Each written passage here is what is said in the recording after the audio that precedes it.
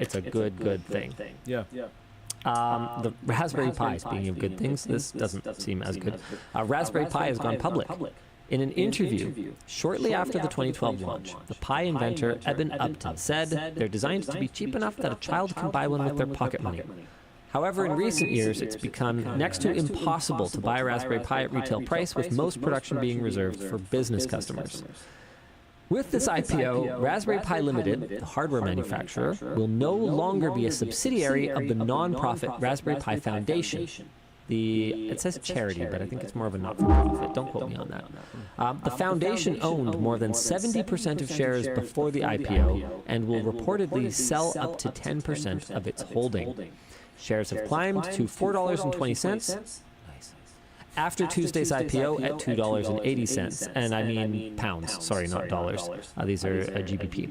The response of the community has been generally negative, calling the move perhaps the end of Raspberry Pi as we know it, and the beginning of the end, with one Redditor declaring, "Let the inshitification begin." Sounds about right. Already been happening? I mean, it's already basically been happening. Yeah. It's been clear that they've lost their way for some time at this point. Which kind of sucks, because like it seems like they could have just still been really profitable and done really great. I mean, the one thing that I could hope for is that by raising this cash, they are able to invest in more manufacturing, which would be good, because then maybe we could actually bloody well buy one at MSRP. That's my hope. That's my hope. Yeah. Oliver Bryant says, terrible news, no way we can ever stop this from happening, can't trust anyone. Yeah. Money kind of ruins everything. Yeah. Like, I'd like to say that, like, it'll be fine, but I don't know. Speaking of money, how about this message from our sponsor? No, in all seriousness, Dan, why is the savage jerky on the table? Are we allowed to eat it? I think it just gets left I don't know. Oh, okay. Business? Hello? Well, I'm going to try Barbecue Bandit, and I have no idea if there's supposed to be a lower third for it. So why don't we call out the regular sponsor that we're definitely supposed to talk about, Secret Lab. Hey, look, my chair is Secret Lab. And then I'm just going to, like, eat some jerky because I'm hungry. Anywho, Dan, I think it's time for After Dark. Sure? Yeah. All right, cool. Let's do it.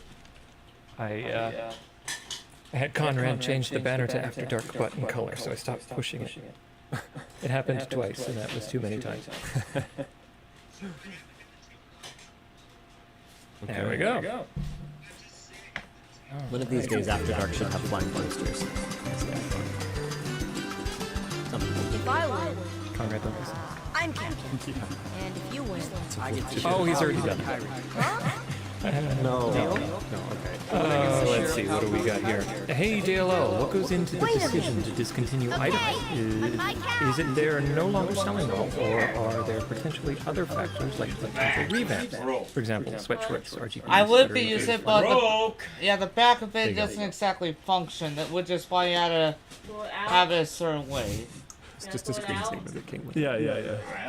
Sorry, I completely wasn't listening because I was Googling After Dark. Why do we discontinue items? What leads to that decision? Oh, okay, yeah. Sometimes it's like if it's not selling anymore, or if the supplier that we were working with we are no longer able to work with them for some reason or another. You might be able to guess. Yeah, well, there's lots of different reasons. A lot of them I wouldn't guess, but yeah.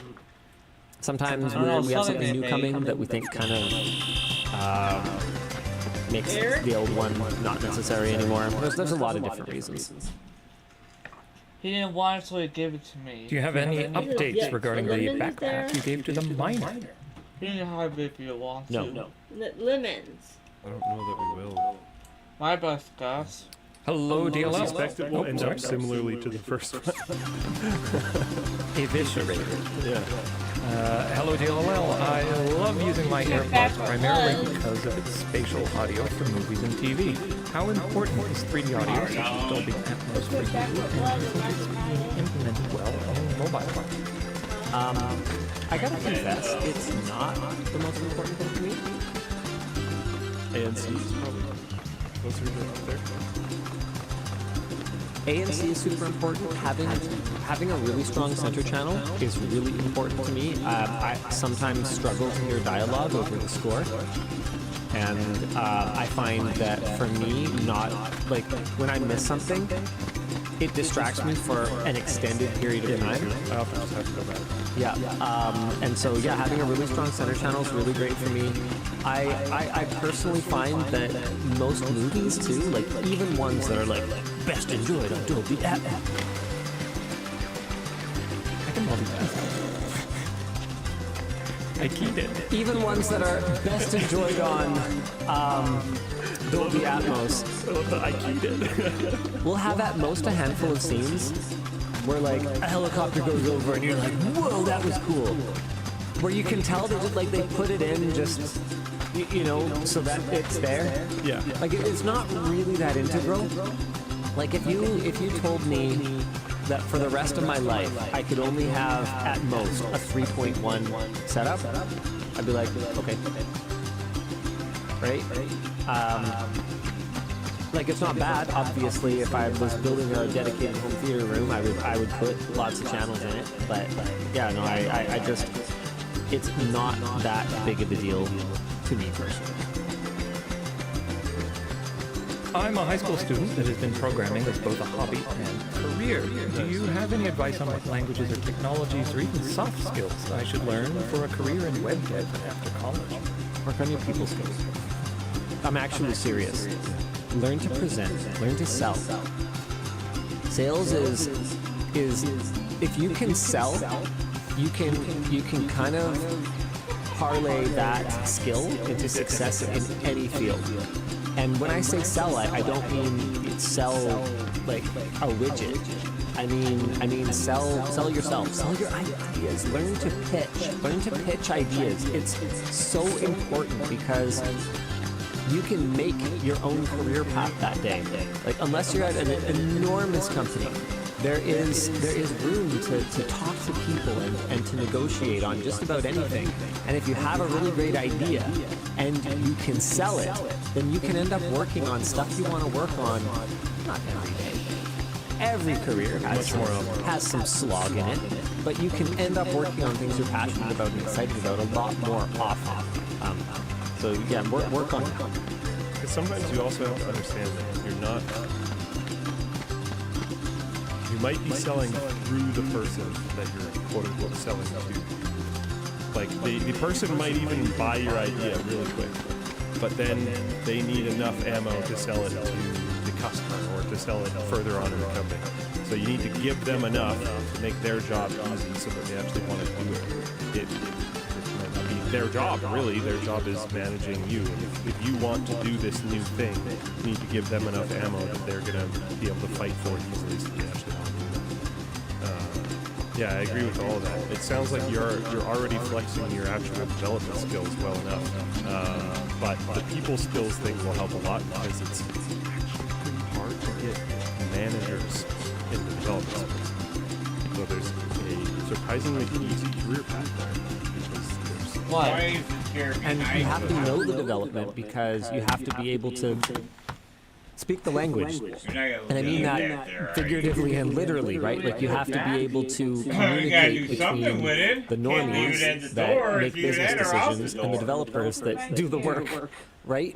And a lot of the time, those people have absolutely no common ground, no hope of interacting with each other in a productive way. So it's a really cool. It's a really cool place to be. Like, I mean, okay, even for me, I'm relatively technical, but I don't know development. So if I was to try to work on a project like, you know, let's say I wanted to do the badminton center thing with the machine vision scorekeeping. How would I have any idea if someone's just completely bullshitting me on their resume? If someone told me this takes a year, I'd be like, okay, right? And think about that. even if you Scaled way up, right? In an enormous organization, you need people who can call developers on their shit, right? No, that doesn't take a year. Stop playing banana clicker and get to work. This should be deliverable in 2 weeks, you know, or whatever it is, right? And so that's a really valuable skill. And I mean, yeah, you're not actually like doing the work, and you know, middle management sucks or whatever, but it has a value in that it reduces waste. You might also be able to find a position where you do kind of like half and half. You still do actual, like, you're actually still submitting code, but you're also managing people. It's not always, but you can find it. I'm a tech for a large OEM, regularly let into server rooms with no ID verification and left alone for hours. Have you ever had anyone try to access sensitive areas by social engineering employees? Physically? I don't think so. I don't think so. I've caught us having some pretty notable vulnerabilities there, and we're working on it, but I don't think it's ever actually happened. Which isn't an invitation. No. We'll catch you. Though, actually, sort of, but for a different reason. I don't want to go into the details. Oh. And it was absolutely caught by Alex D. He did a great job. Well, I think it was him. I heard through grapevine of what happened. I know it was, he was involved. I don't know if it was actually him that did it, but yeah, someone noticed something was fishy and stopped it. The person was not allowed in the building. Nice. Yeah, it was good. Nice. Yeah. We're still a small enough company that like legitimately will mostly recognize everyone who works. It wasn't just a not recognize, it was like they sniffed it out. I'm trying to eventually move on, and the person, like, I'm this is kind of in all- the I heard it tutorial third party, I don't world know, but known the information that I as. heard third party was very good. Let's see here. Great job done. It's not allowing me to pop up the very specialized menu, but basically the very first world and the northern part is called Dream Islands or something. Any other kid gamer tips?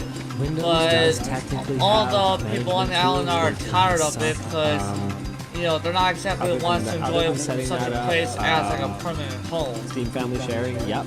Steam family sharing, super good. There's no substitute for The supervision, characters so in just making Kingdom, sure you're the kinda on top of original that. characters in Kingdom Hearts, That's they're, all you can really do. you know, since a lot of them are young, I in the went story, on using my they're Steam Deck kind of to wanting to play leave NES this games peaceful that I island. never could as a kid. Nice. You've talked about your favorite SNES or Genesis games, but what's your favorite NES game? I didn't have a NES. Me neither. There's no kind of corruption, no police enforcement, Thanks for letting me use it. but they all just wonder what's really out there. We're both there with A's, so with that. I mean, it's a 1 in 26. Yeah, it's way less than 1 in 26. Yeah, exactly. What do you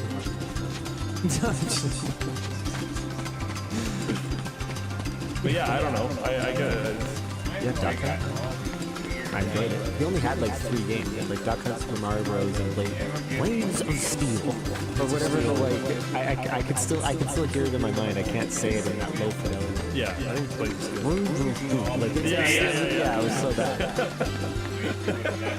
That was probably pretty good, actually. Like that. Yes. This week my dad got a top-spec MacBook Pro to browse on, nearly $3,200. I've since got him to return it for a base model Air. Have you ever had someone unnecessarily get the top-of-the-line product? Oh, that's interesting. That's gotta happen in the automotive industry all the time. Any Why you car, gotta make it a personal attack? any car older than 5 years? Man, yeah. I'm trying to think. In my life, people generally ask me before they buy a tech thing. Yeah, I'm trying. I don't. So it doesn't. I don't think it really happens that much. I mean, there's definitely people internally here who spent way too much money on tech stuff, but I'm just like, I mean, do you even watch the videos you edit? But not like in my personal life. I don't think this is a spoiler. Doing scrap reports made you want to do like container builders. Oh, just because it's so affordable right Now now. seems like a good time. Dude, you can get a GPU with like RTX, like HDR, whatever. Like you can get like a 2060 PC with a decent enough processor for like next to nothing. It's the capture card that's going to kill you because I don't think the used market for good capture cards is going to be that great. I have a capture card. I have an external capture card. Then you're good to go, buddy. Yeah. I mean, I can verify that on my marketplace right now. Yeah, okay. like a good brand name capture card is still going to cost you money. I mean, this $25 Brando one might be fine, but if you want like something from, I don't know, wow, it's like basically Elgato or Rando. I didn't realize how much they had that.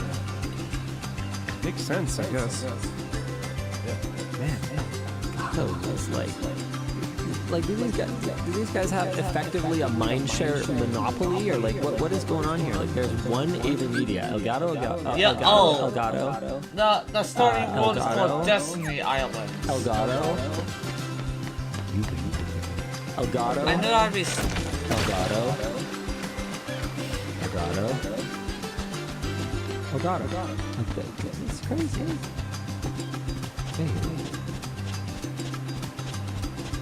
Hey DLL, I know Linus is a big fan of badminton and badminton gear.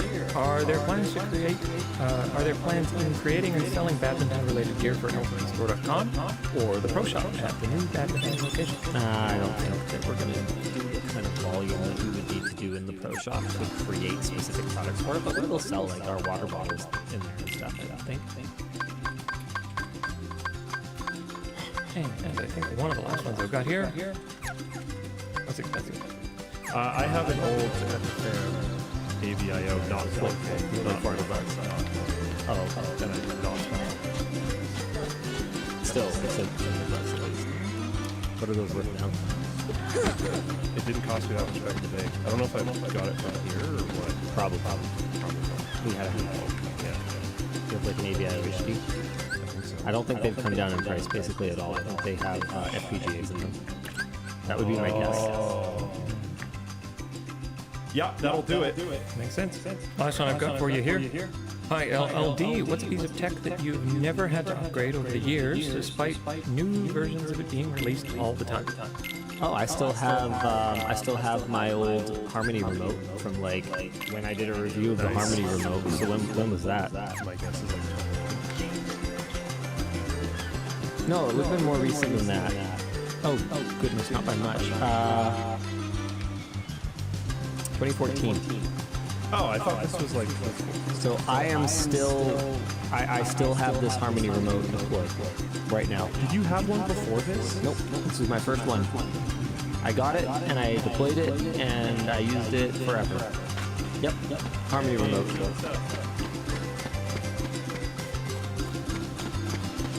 Okay. All right, that's it. Sorry for the shorter show. There was a loss in my family yesterday, and the reason I'm bringing it up is that it may impact our schedule next Friday. Okay. I'd like whatever works. I'd like to keep the streak alive, Yeah. but LAN show may be at a different time next week. So what we're looking at is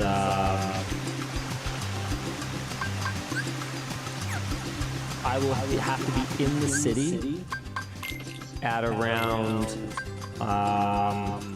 Like morning edition? before LAN show would normally start. Yeah. So with that in mind, I would really rather do You want to do ultra late or ultra early? not my kids, not my wife, but immediate family. So I'm probably going to be, there were a couple people who noticed in chat that I'm a little off today. I'm a little off today. I thought you did. Explain. Thank you. I would like it to not be after, because I'm probably going to be obliterated. So we may have to do a bit of an early LAN show next week. Morning show sounds fun to me. Okay, so maybe just let the crew know, and we'll maybe do that. That works. Yeah. Thank you guys. We'll see you again next week. Same bad time, same bad channel. Bye.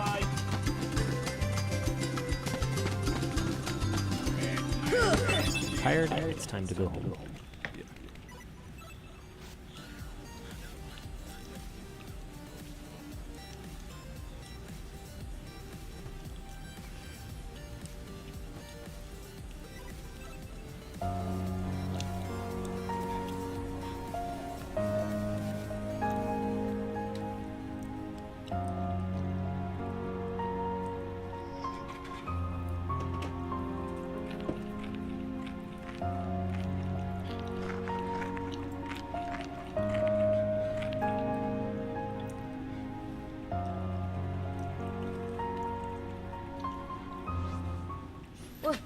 Who's there?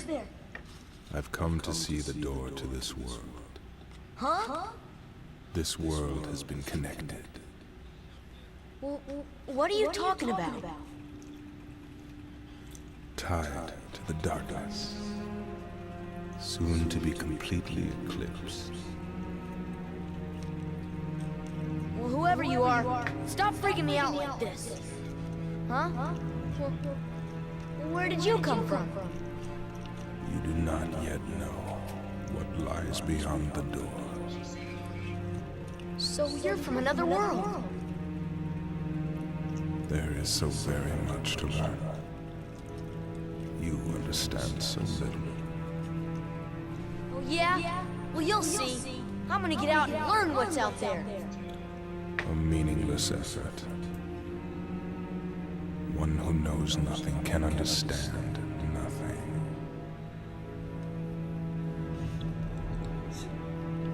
So yeah, right now is a part of the game where it's original. So far, part of the game is an original Kingdom Hearts world, along with, you know, story that's original. I think once the game has Sora to move on to another world, he must have came to that door when we weren't looking. What are you talking about? I'm playing this Kingdom Hearts HD remix. So you have to talk out loud to nobody at all? You can say which name am I supposed to know? Talking to me? Come on! Or are you talking to who? Are you streaming this? Well, yes, I am live streaming Well, this. you don't say nothing. Well, I sometimes do a mix of both, both talking to the audience and anyone who would want to hear IRL. I don't want to really hear, so just talk to them.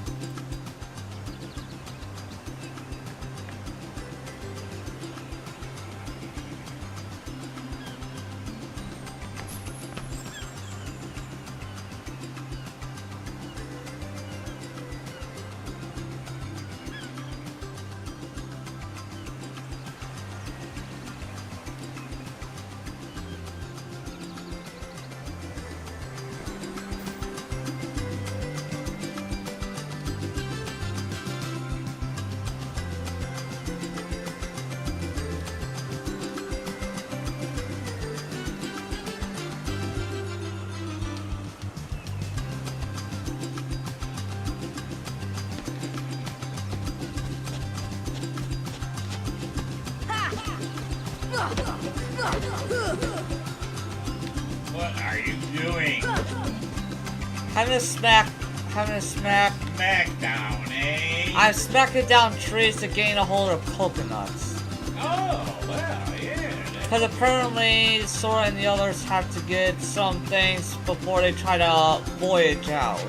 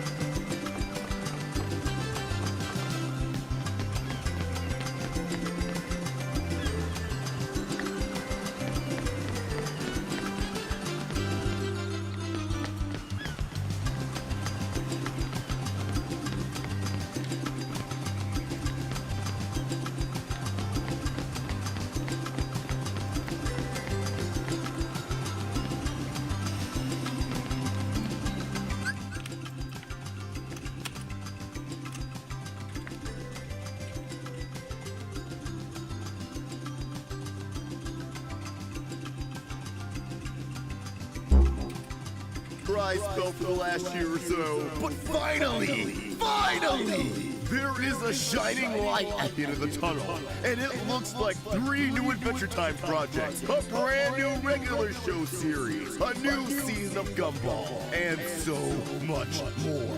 We have a ton of animation news that's been coming out of the last week or so. And while I'm excited to spotlight some up-and-coming original series in a different video, for now, I want to focus on all of the Cartoon Network-oriented announcements that were just made at this year's ANSI Festival. I hope you're ready to get hyped, because a lot of Cartoon Network fan favorites are making a big comeback, taking these franchises to places never before seen. With all that said, let's dive in. Also, I thoroughly roasted the new Taco Bell Cheese and Crunch Wrap on my personal channel. Please check that out after this video because I would love to make one. Thank you. Gigi Quintel's new regular show and Craig McCracken's possible Remember Friends spin-off both feature in a new production slate from Warner Bros. Animation, Cartoon Network Studios, and Hanna-Barbera Studios. Unveiled Wednesday at ANSI, they joined a new Adventure Time series, Side Quest, as greenlights at the Warner-owned companies. The new slate also boasts 2 more Adventure Time shows in development, plus an unannounced Scooby-Doo project. The big question raised by Studio ANSI Focus is whether the search new show is a temporary anomaly or marks a broader indicator of a more sustained return by Warner Bros. Discovery to fuller-on animation production after a lull of the recent past. Personally, I think that simply relies on the success of these projects. Both of these announcements are certainly a response to the strong performance of Fiona and Wings 1, which took over the internet by storm last summer and seems to be one of, if not the most successful animated Max original in recent years. Mostly because everything else they put out has not gotten the marketing it deserves, and Adventure Time is a household name. But if all of these projects are a success, then we may see more pop up from Warner Bros. Discovery, original shows, and more revivals. But that's just my speculation. Certainly, the news will not come much bigger at this year's ANSI than Adventure Time, regular show, and Foster's returns. Shows which help shape fandom's sense of modern-day animation entertainment in the 2010s and just before. Warner Bros. Animation, Predator Studios, Hanna-Barbera Studios, Europe Bonanza also underscores Warner Bros. Their strategy of returning to the top fan favorites but making them from different ages. McCracken's original Foster started in 6 to 11, while the new Foster's home is preschool, which I'm not sure why they're doing that. They just canceled the first preschool series just because Big Little World after only like 10 episodes because it seems like they wanted to move away from preschool programming. Yet between this and one of the Adventure Time projects, they're doubling down? Make it make sense, y'all. Below is a brief breakdown of new shows announced by the 3 companies at ANSI. Foster's Fun Time for Imaginary Friends. Creator of Foster's Home, which won Emmys and Annies, Craig McCracken, also known as Harlow, is back with a completely new preschool. In it, a now younger preschool Imaginary Friends learns from an immature elder friend, Blue, who, as in the original, still unintentionally gets things wrong. Blue in the original series intentionally got a lot of things wrong, a lot of things. McCracken has promised the same fast pace, but a fun, simple structure and less sensitive humor. Only Blue and Madam Foster return. Where's Frankie? You can't get me a Foster's home without Frankie. Now we also have this teaser edition. I'm gonna be honest, I really like the art direction of the show. I'm not really inclined to check it out since it is a pretty cool show, but this seems to be a nice use of 2D and CGI, like Gumball. I'd rather have a refreshing art direction like this, something that reinvents the art style of the movie, rather than them sticking with cool on 2D. And potentially putting out a product that does not look nearly as good as the original, or just different enough to bother fans of the original, even though I'm not sure how many of them are going to be fully uploaded. Now, despite this not being my jam, I do really hope this is a success. Foster's is one of my favorites as a kid, and I'm excited for all the kids who get to discover this franchise in a brand new way. I hope they get to connect with it the same way I do, and eventually get their hands on the original series and realize, oh, Blue is an asshole. Next up, we have Adventure Time Side Quest. While the adult studio and kick is Eric on Max, Side Quest takes the franchise back to attention, marking a return to early days when Kid Ben and Beth with Jake fighting monsters in the Side Quest and an episodic series. Eschewing the long story arc of Vader Adventure Time, Side Quest looks to be set in the same world as the early original, repeating characters such as the villain of the Ice Age. Now, I think this is a great idea. Yes, we have Fiona and Cake, a show that grew up alongside the original, but I think giving us a series that maintains the vibe of seasons went into the route will not only cater to a new generation of Adventure Time fans who can jump in at any point, but it can satiate longtime Adventure Time fans who do miss the original series when things were a lot simpler for the world. It wasn't constantly pulling at our heartstrings, and we get to spend more time with characters like Jake, who has been long gone by the time you're reading Jake. I think this also alleviates a lot of pressure from Jake. Part of the appeal of season 1 was getting the chance to see a lot of these characters again. But now with Side Quest, we're going to be getting plenty of new adventures with that original cast, which in return allows Fiona and Jake to focus on its own characters, flesh them out more, and tell a satisfying story that can include characters from the original. But if they're absent, I don't think that absence can necessarily be felt, because odds are they're going to pop up over in Side Quest, where they can get into their own shenanigans independent of Fiona and Jake. That being said, I would still like Fiona and Finland, but I feel like the show won't have an obligation to give us a marshmallow cameo, a bubblegum cameo, another appearance of the Lich, so on and so forth, simply because it won't be the only Adventure Time show around. All of those characters can just pop up over. It also feels very deliberate on Cartoon Network's end, because, if you couldn't tell, they want to keep all of their episodic shows running for as long as possible. Teen Titans Go isn't going away anytime soon. Gumball is coming back, and now they're making an Adventure Time show that can go on for as long as they want, because the rules of serialization go on.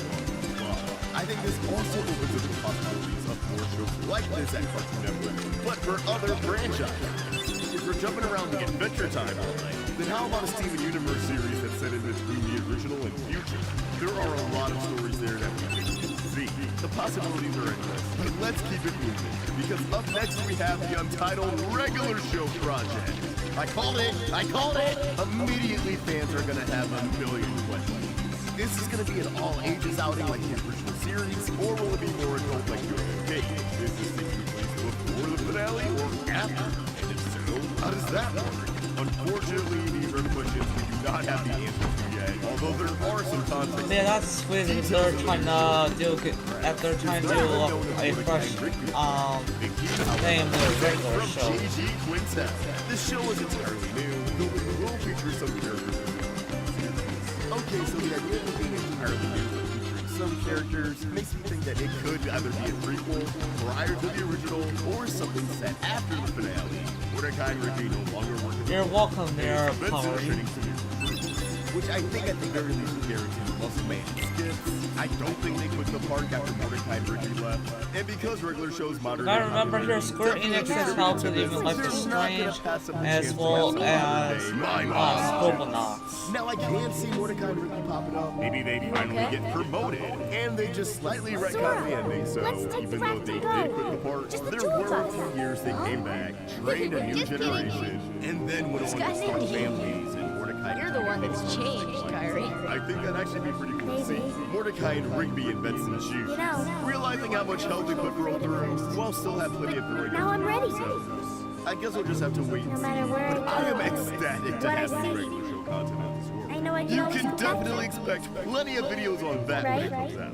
Other projects recorded at AMC includes Go-Go Mystery Machine, a new Scooby-Doo spin-off that takes the game to Japan. The Ultimate Foodie Adventure, Shaggy and Scooby-Doo will wittingly unleash hundreds of mischievous monsters that are now causing trouble all over the country.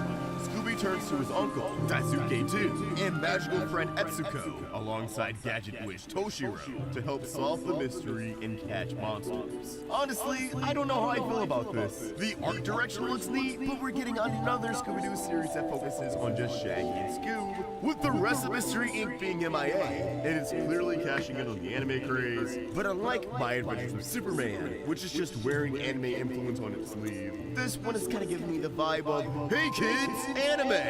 But the creature design looks very cool. And you already know the staff is going to be full of anime fans, so I really think the writing will make or break this one. We also have Adventure Time Hey Bima, the first ever Adventure Time preschool series. Again, I don't know why we need one. In the fantastical land of Boo, the little robot Bima was on a new adventure, now settled in a new neighborhood of new friends. Bima approaches each challenge he faces with a unique brand of enthusiasm and curiosity in a quest to learn and fill his database. Looks cute. I suppose things are coming over here to take a peek at some of the characters that she likes. We have the Adventure Time movie project I'm really excited excited about, as the one and only Rebecca Sugar is helming the film. Billed by Cartoon Network Studios as Jake and Finn embarking on their biggest adventure yet, Sugar served as creator of Pluto and another Undertime veteran, Patrick McKay, the co-creator of Over the Garden Wall. Not much is known about this movie, but if it's a Rebecca Sugar movie, you already know it's gonna be a great time. They weren't lying in 2010 yet. The fun never ends with Adventure Time. We also have Bad Karma, a family movie project set in a fantasy mythological world built by Universal's Animation as an exciting and epic tale of courage, loyalty, and an unlikely friendship, featuring a young demon princess, Chandra, and the legendary demigod, Hanuman. Glad we're getting something that's not just established IP. And last but certainly not least, we have Lovey-Dovey, a romantic wedding version in search of his one true love. It's stuck with a bunch of streetwise pigeons. It was terrible. We were scattered. And as far as I can see, Ava Trapper, a writer of Harley Quinn, takes the creative lead. Now, I love Harley Quinn, so if that's any indication of this movie's right. I'm all for it. We also have an update on Gumball Season 7, which all but confirms that the movie is dead. As they confirmed this new season Void, alongside introducing Penny's extended family. But, saying we're gonna explore Void in this new season, more or less GG, it was a good run. Overall, while this slate is very IP dominated, I'm still thrilled that Cartoon Network is finally getting somewhere after a few years of just getting beaten down over and over. Hopefully these projects are a hit, and it leads to more creatively fulfilling projects getting greenlit by the studio. There are two more Cartoon Network-oriented projects that I want to talk about in a different video, but for now, I want to know what you guys think. How do you feel about the return of regular show and all these new Adventure Time projects? Let us know in the comments down below, and keep the conversation going over at Roundtable Vids and at Austin Fox on Twitter and Instagram. If you enjoyed the video, please leave a like and subscribe to the Roundtable. Thank you for watching, and I hope you have an awesome day. See ya!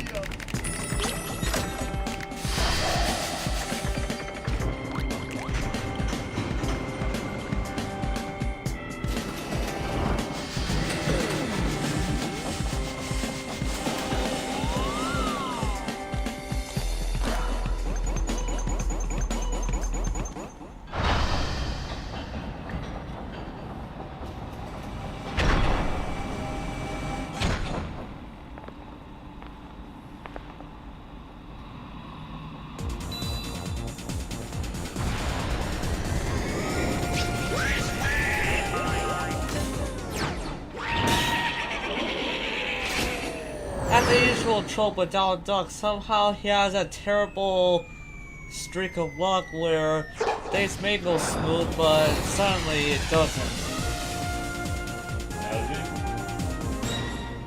Yeah, in certain comics, it's kind of explained within Donald's lore why sometimes when he's around that there's just unknown streak of luck. Like, a kind of bad streak of luck.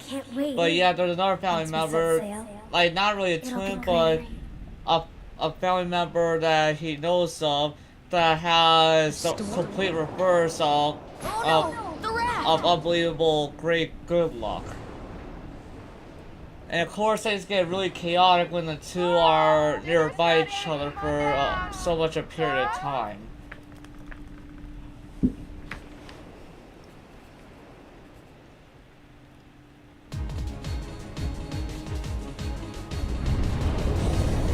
What's that?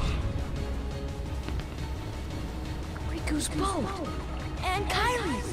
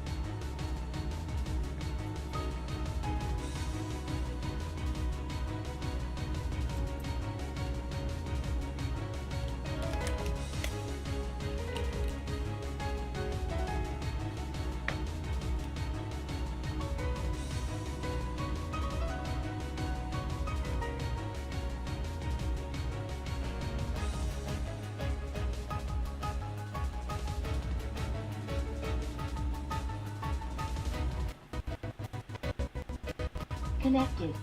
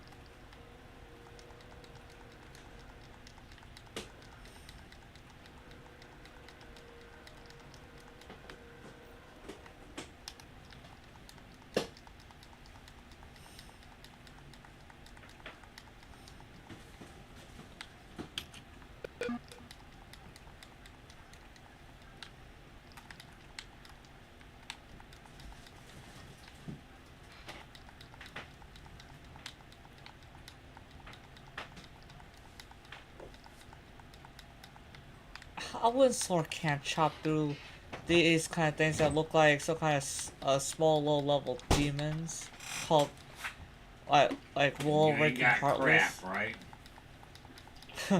That's what Sora has so far. It's just a wooden sword, A wooden sword? and that won't do Oh jack. my goodness. That won't do jack at these low-level Heartless that look like low-level demons. Nope.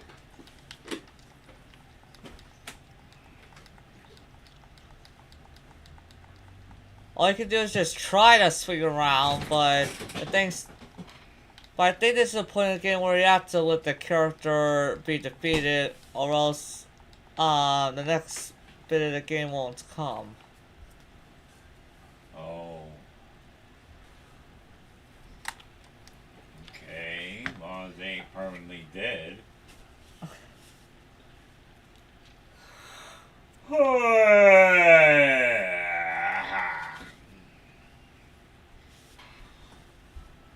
Sorry if I'm too noisy.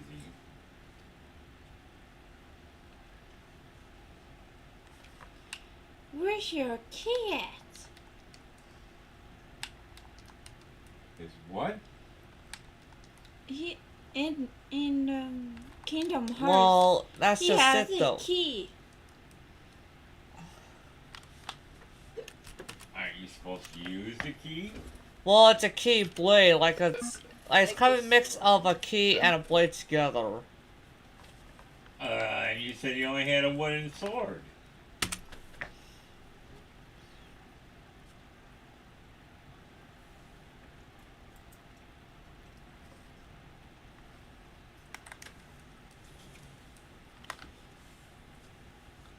Yes, but at some point the character will be given a special thing called a key blade. Like, it's used for battle, but another part of it being a key is that it's used to open up certain kinds of doors. Yeah, obviously. But the thing is, why are you moaning about only having a wooden sword if you got a keyblade? No, that comes after. I think at some point the character is somehow given one, either in an out-of-body state or.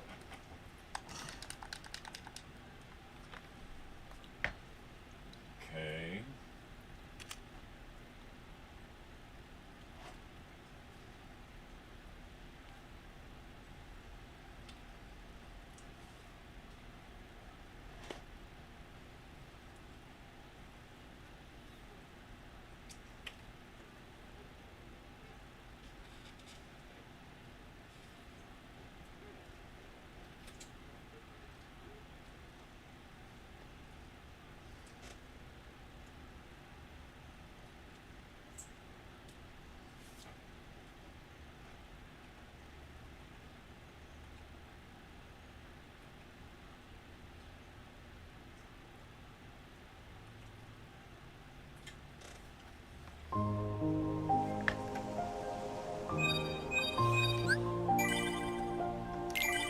Oh, jeez.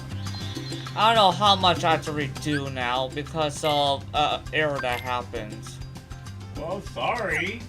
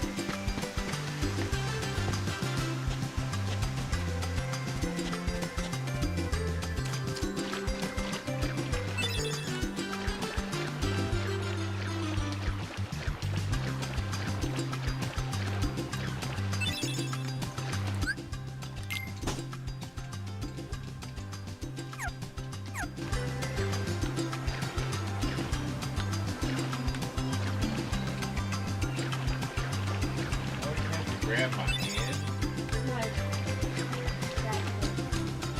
Okay. It's falling. Ain't it? Okay.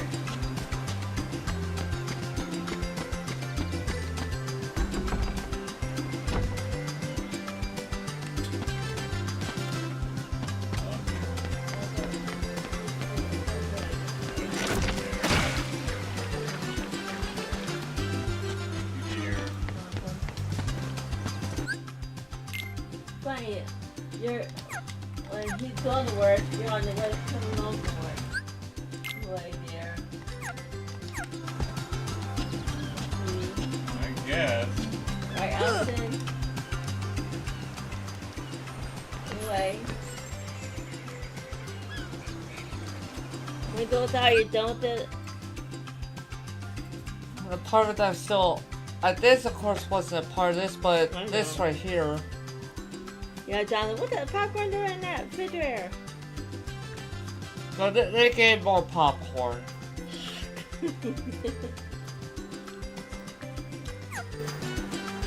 Those ways, or you want to keep it? So, other than a private restaurant, a little bit nearby is even a little cafe, like a small cafe.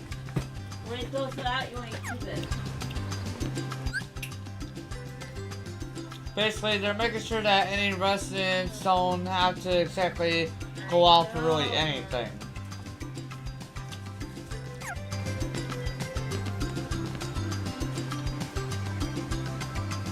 Austin? Austin? Stop a minute. You need to stop.